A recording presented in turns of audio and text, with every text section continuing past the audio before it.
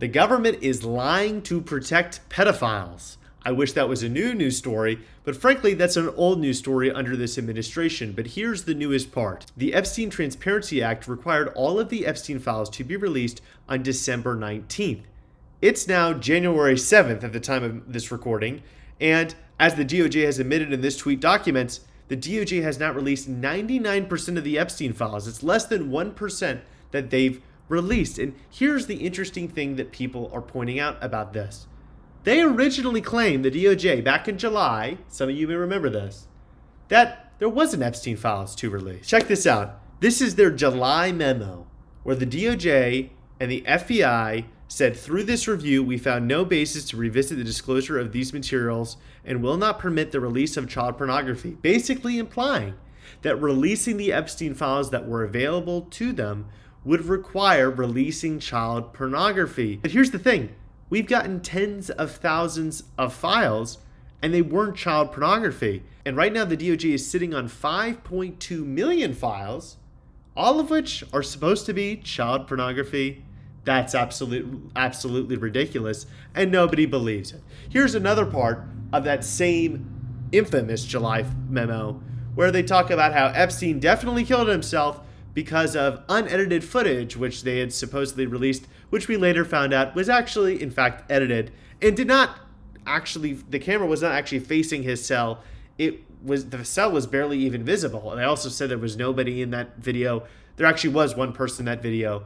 Yet more falsities. And might I remind you, even the few files they have released in accordance with the Epstein Transparency Act have been done with huge redactions. According to The Guardian, 90% of the released Epstein files in that first batch were actually redacted. And people were able to find, because the redactions were not done very effectively, that a lot of the redactions had nothing to do with victims, but had to do with politicians, had to do with random information that was not supposed to be redacted under the act.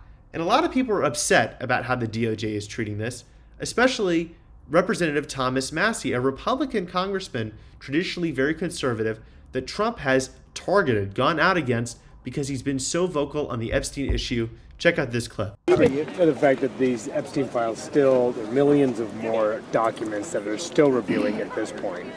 You know, if this were a private law firm with 5% of the resources of the DOJ, this would have been done by the deadline. And they just missed another deadline, which is the report to Congress, which is supposed to list all of the politicians that are in their files. And also, they're supposed to justify all the redactions 15 days after the first 30-day window. But the biggest problem isn't that they're missing the deadlines, it's what they're redacting. So they're citing the Privacy Act, and they're trying to pretend like that overrides a law that we just passed that says you can't withhold records to prevent embarrassment. They're also citing FOIA standards, which don't apply to our law when they're trying to say that they don't have to release internal decisions. But our bill specifically says release internal decisions. So what are you going to do about it? We're looking at that. Yeah, so he's clearly not very happy with his own party, and I wouldn't be very happy either.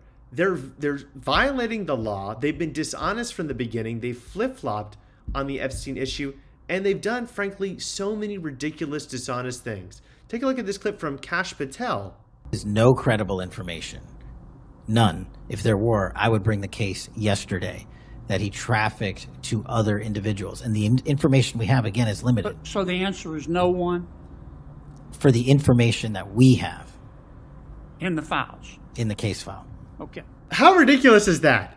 There's no information whatsoever, Kash Patel, that Jeffrey Epstein trafficked minors to anyone.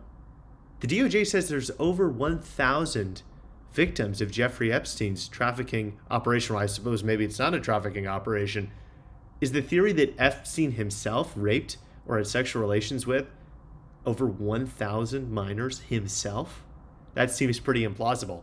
And these 5.2 million documents, of which the DOJ is so overburdened that they can't redact them in time, they can't meet the deadlines required by Congress. How could they have gone through all of these so sufficiently so as to really know there was no evidence of any clients, there was no evidence of any trafficking? Well, not having gone through them enough to better release them and know what to redact and know what not to. That doesn't make any sense whatsoever. Either they haven't fully gone through the documents, they don't fully understand what's in all of them, and they couldn't say that there was no evidence of any sort of trafficking, or they have gone through all the documents, and in that case, they should all be released by the deadline, or at least now. But of course, this is just as strict and honest and complete. But of course, this is just an obvious falsehood. It's not true, and it's obviously not true.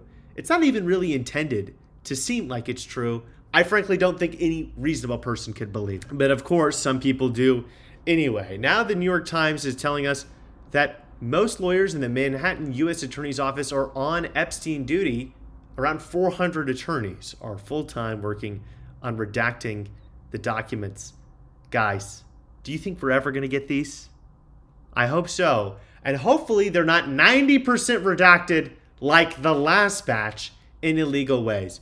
And the real question I have is, when is there going to be accountability for these people in government who repeatedly lie and break the law to protect elites, to serve their own purposes, to be corrupt and help their political party? I'm a radical extremist because I believe that whenever people in government break the law, when people in government tell lies in their sworn testimony, there should be consequences, the same kind of consequences that are had for literally everybody else.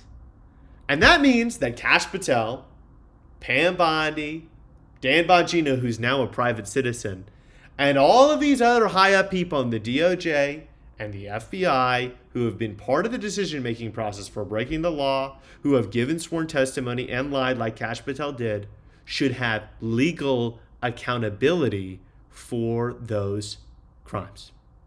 For more on this story as it develops, subscribe to Adam Mockler and Micah Erfan.